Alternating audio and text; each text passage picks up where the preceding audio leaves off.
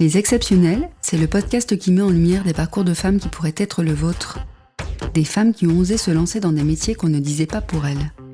Le podcast Les Exceptionnels a été réalisé par l'incubateur Les Premières Sud, à l'initiative de la région Sud et en partenariat avec Engie. Être entrepreneur féminin, c'est pas féminin l'important, c'est vraiment être entrepreneur qui est important. Surtout prendre conscience que son plus gros frein, c'est soi. Le propre de l'entrepreneur, c'est d'être capable de rester vraiment focus sur son cap. Ce serait de dépasser ses croyances limitantes.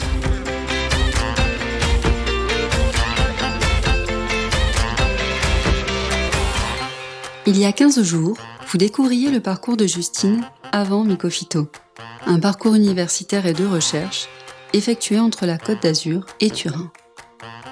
Dans cet épisode des Exceptionnels, Justine nous raconte les rencontres, le choix de s'associer, la recherche qui se poursuit sans relâche, le dépôt de brevets, l'enjeu de commercialisation, les besoins de financement, bref, tout ce qui fait le sel de sa nouvelle vie de chercheur-entrepreneur.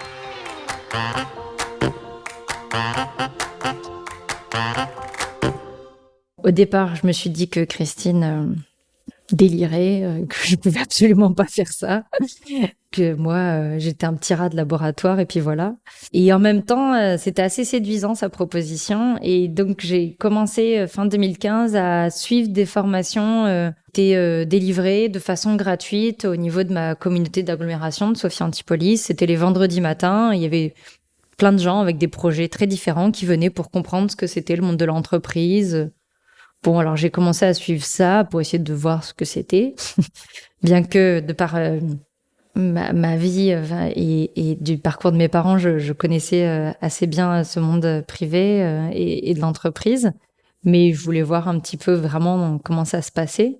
Et ensuite, j'ai découvert qu'il y avait un incubateur à Sofia, l'incubateur PACA Est, et j'ai dit à Christine, si on commençait par déposer un dossier pour voir si notre idée, elle tient la route ou pas.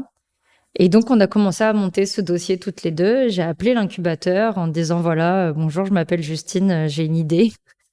Et ma chargée de mission, avec qui j'échange toujours aujourd'hui, qui est Sophie Monteil, m'a dit, oui, alors commence par faire une étude de marché et puis on verra. Et donc, je suis partie interviewer une trentaine d'agriculteurs pour comprendre effectivement où on en était aujourd'hui.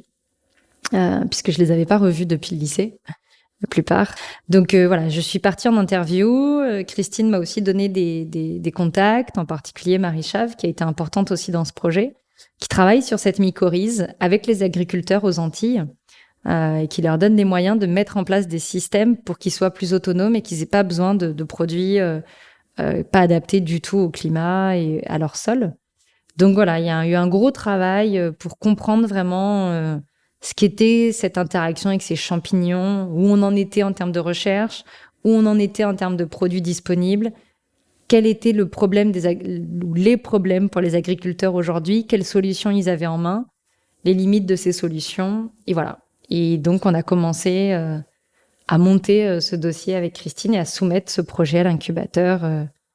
On a eu un succès puisqu'on a été sélectionné printemps 2016 pour intégrer cet incubateur. Donc, la création de l'entreprise, ça se fait comment en fait ? C'est d'abord vous déposez le dossier à l'incubateur, après vous déposez des statuts, vous créez une équipe. Moi, j'aimerais savoir d'un point de vue chronologique. Donc là, on a eu le début qui commence par cette étude de marché qui valide une intuition par rapport aux besoins des agriculteurs. La suite, qu'est-ce que c'est ? En fait, quand on rentre dans un incubateur, ça nous permet de tester notre idée et d'aller un peu plus loin sur les questions qu'il faut avoir levées avant de déposer des statuts et créer en tant que telle une entreprise. Donc, ça nous laisse un laps de temps pour travailler ça. C'est des formations aussi auxquelles j'ai assisté et participé. On est rentré en incubation en juin 2016 et les statuts ont été déposés pour créer la SAS en octobre 2017.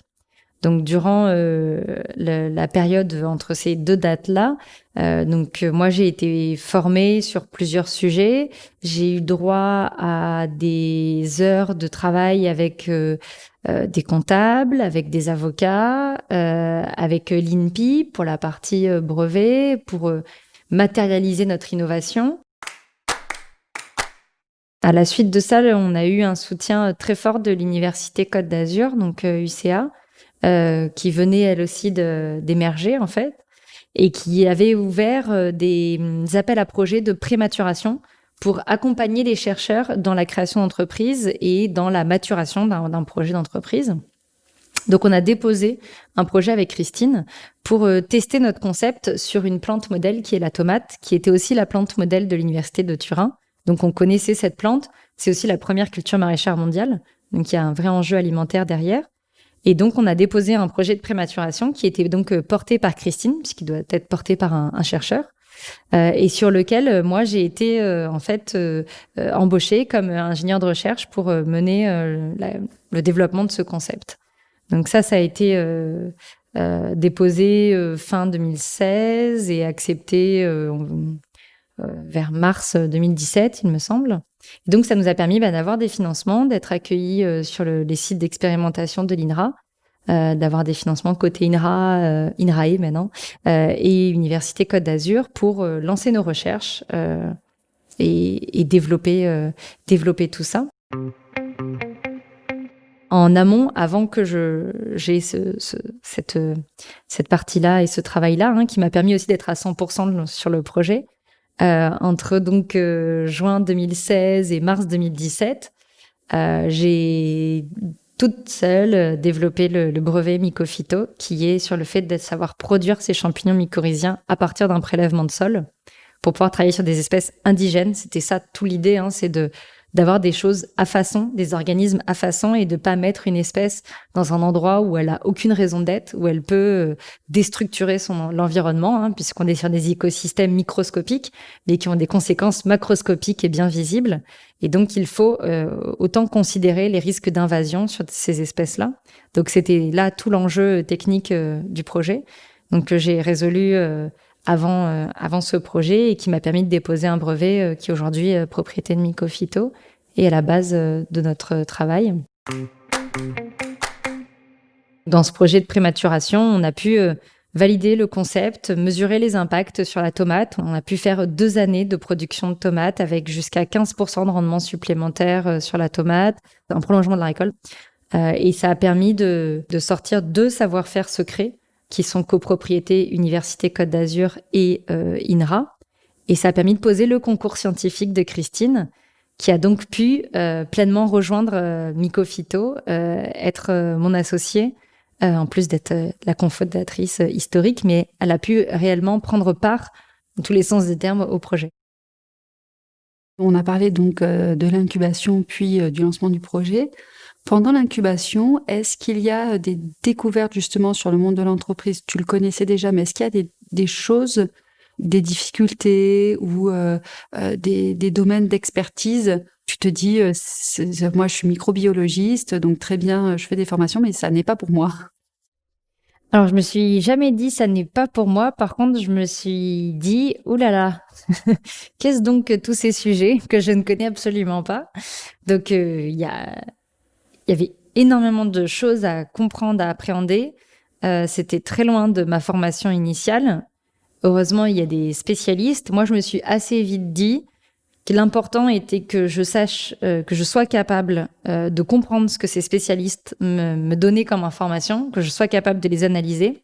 Mais j'allais pas devenir comptable, j'allais pas devenir avocat, et que mon travail consistait à trouver des gens compétents dans ces domaines-là, et de trouver un moyen d'avoir de l'argent, en fait, de les faire, de pouvoir travailler avec ces gens-là.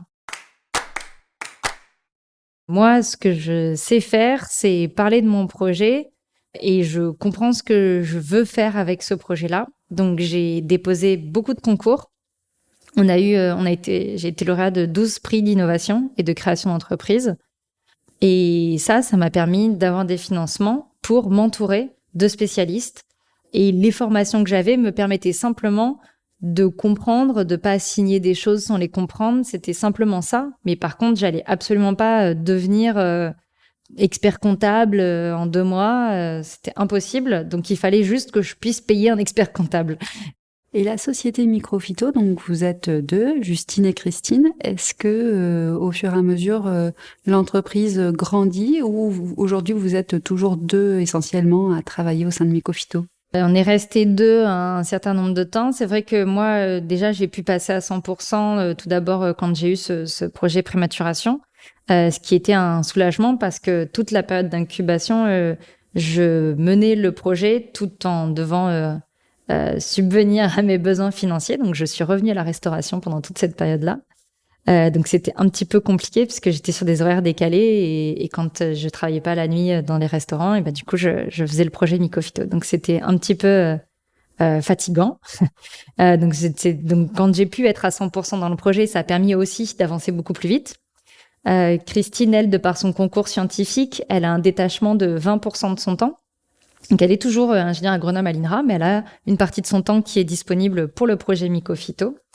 Ensuite, on a embauché sur la partie technique au départ.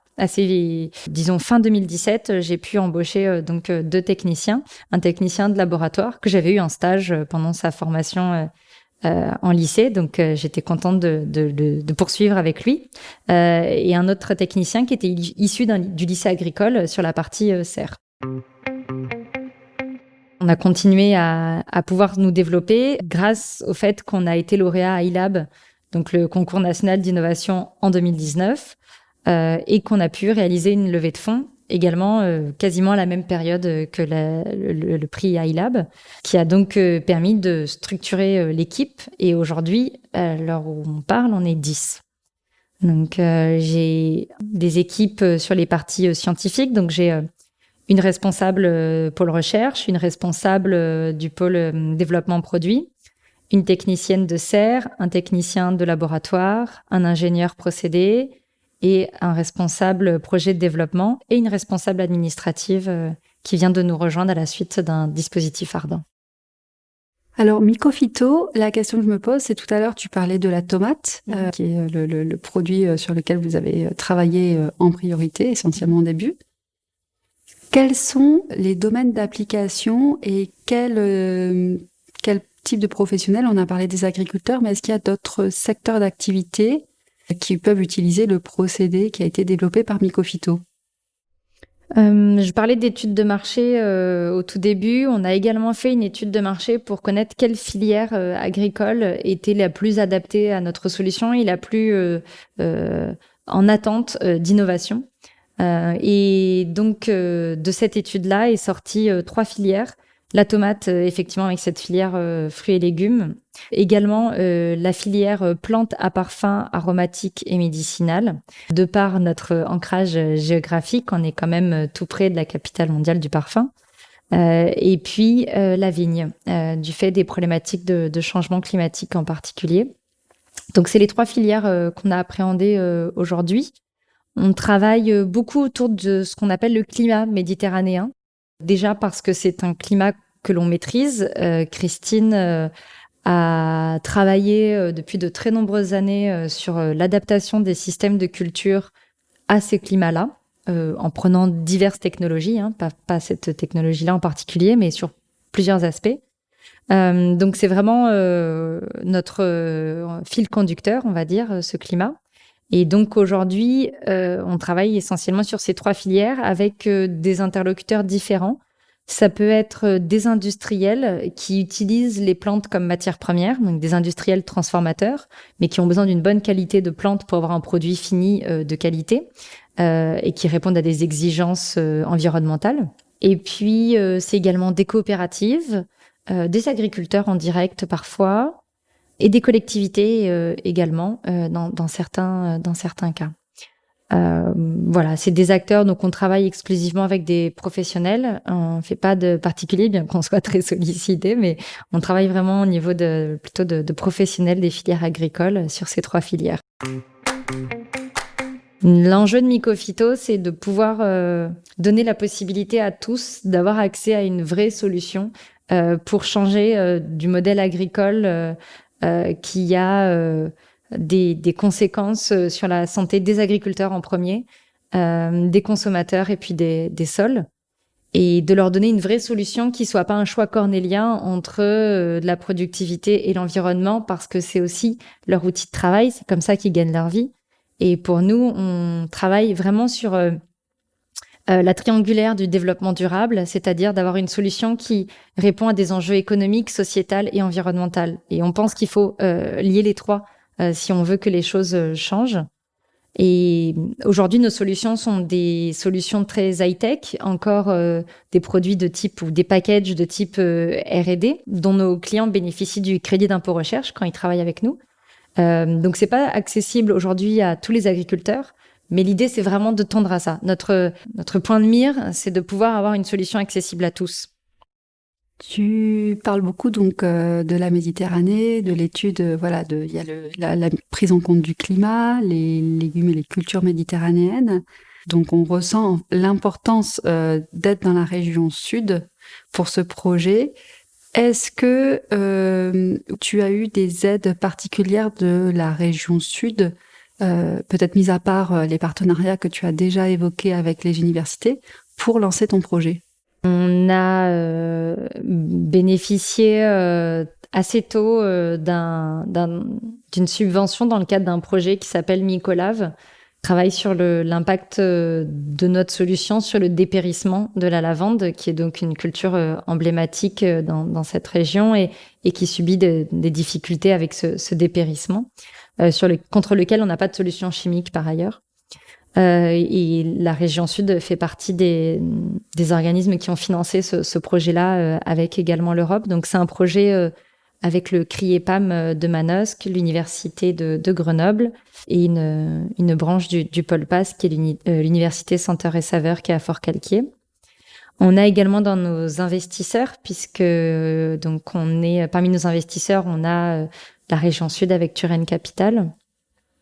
On a été lauréat cette année, là, pendant le confinement, d'un nouveau projet, d'une étude de faisabilité avec un financement d'un PIA3 région pour commencer notre première étape de changement d'échelle sur nos procédés de production de nos champignons.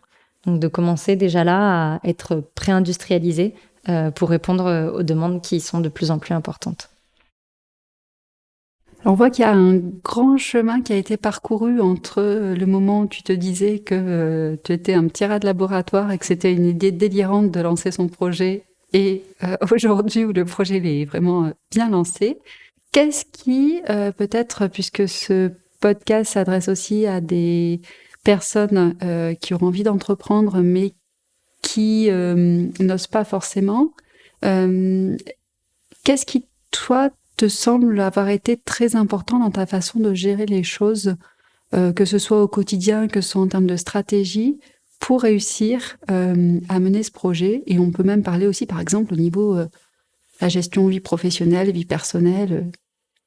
Voilà, comment on arrive à bien concrétiser un projet d'une telle ampleur? Bon, ça, la gestion vie personnelle, vie professionnelle, c'est pas un combat, mais pas loin de tous les jours, parce que quand on monte des projets qui captent autant d'énergie et de notre temps, c'est difficile de se préserver. Et donc, il faut toujours faire attention, être accompagné. J'ai oublié de le citer, mais je suis aussi lauréate du réseau Entreprendre. Et dans ce cadre-là, j'ai un parrain qui est Éric Marais, et qui souvent m'aide plus à me dire bon, quand est-ce que tu as mis repos dans ton emploi du temps et quand est-ce que tu as noté que tu allais faire du sport, parce que c'est vraiment important cet équilibre-là. Si on perd cet équilibre, on perd de la lucidité, et si on perd de la lucidité, c'est dangereux pour le projet. Donc il faut vraiment faire attention à cet équilibre. Quand on monte ces projets qui prennent énormément de temps, il faut trouver le moyen de se préserver, et si c'est pas une évidence, il faut se forcer à le faire, parce que déjà, voilà, c'est important d'être soutenu par sa famille, et pour qu'ils continuent à nous soutenir, il faut leur laisser un peu de place, sinon ils se sentent plus vraiment concernés, et puis voilà, c'est compliqué. Donc il faut vraiment compter sur sa famille, c'est très important pour moi. C'est les familles qui nous permettent aussi de garder les pieds bien ancrés et de bien savoir où on va et comment on y va. Ensuite, il faut se faire confiance. On sait faire énormément de choses. Alors, je parle de ma formation, c'est celle que je connais le mieux, mais on sait faire beaucoup de choses quand on a fini un doctorat et personne nous le dit. On sait très bien expliquer ce qu'on a fait d'un point de vue scientifique. Je pense qu'aujourd'hui encore, je pourrais vous expliquer exactement ma thèse, mais on sait très peu ce qu'on sait faire au-delà de ça. On réalise pas du tout ce que nous apporte le doctorat au-delà de compétences et de connaissances scientifiques. Ça sous-entend qu'on sait mener un projet du début à la fin, qu'on est capable de communiquer autour de notre projet, qu'on est capable d'aller rassembler, trouver des collaborations. Et en fait, ce qui font la réussite, je crois, de ce type de projet, c'est surtout de ne pas être seul. C'est impossible de monter ce type de projet seul.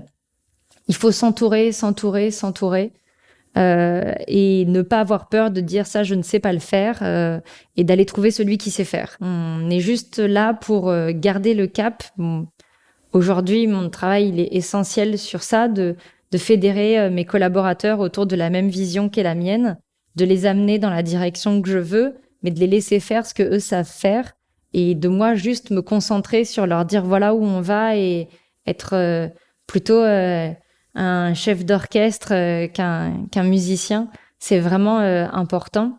Il faut pas se mettre de limites aussi parce que souvent, et je pense que, enfin, je l'ai beaucoup vu sur des compagnons de route.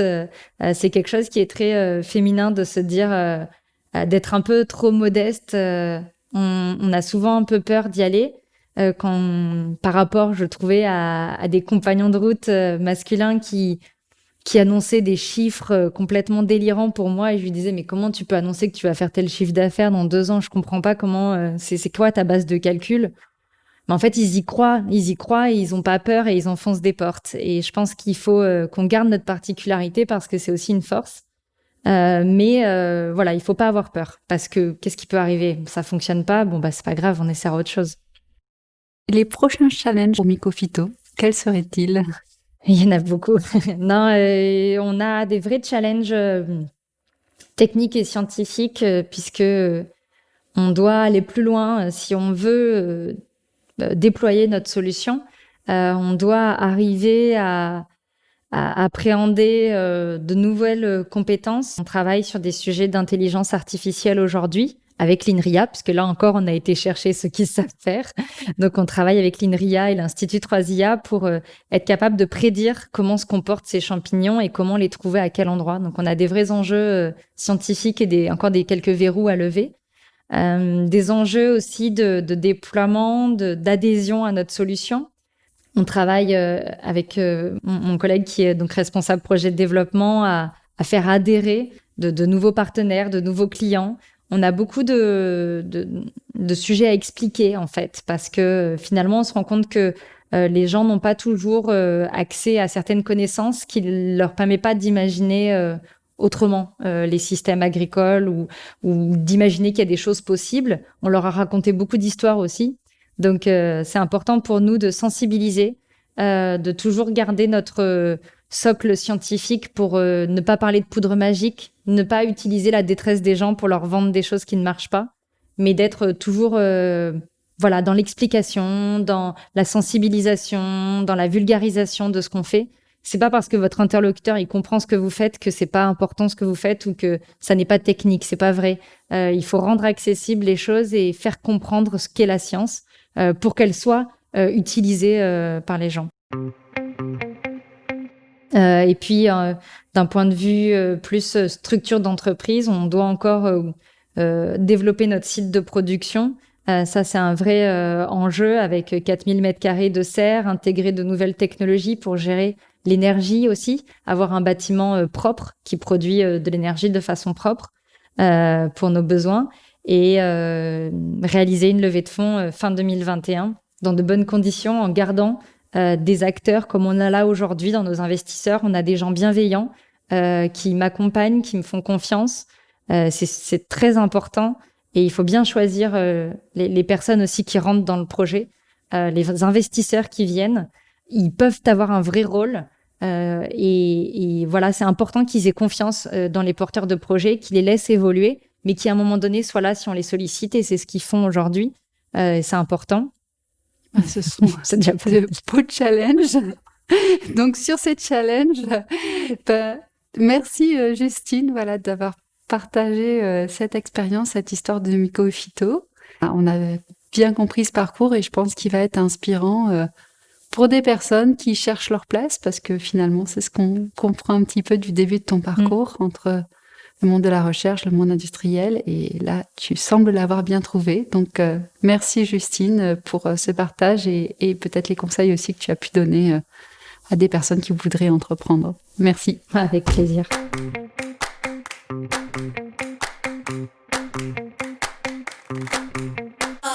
Si par son partage d'expérience, Justine vous a impressionné, enthousiasmé, inspiré, dites-le nous en nous laissant un commentaire et des étoiles sur vos applis de podcast.